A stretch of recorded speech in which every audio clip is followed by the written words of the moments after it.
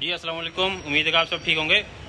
میرے ساتھ میرے کلائنٹ ہے جن پر ایک ایلیگیشن لگا، جھوٹا الزام لگا، جس میں انہوں نے ایک گارنٹی چیک پیش کیا، تو اس کی بیس پر جس کی گارنٹی دی تھی اس نے ایگریمنٹ فلفل نہیں کیا، لیکن جو دوسری سائڈ سے تھے جو انہوں نے ان پر ایف آئی آر کروا دی۔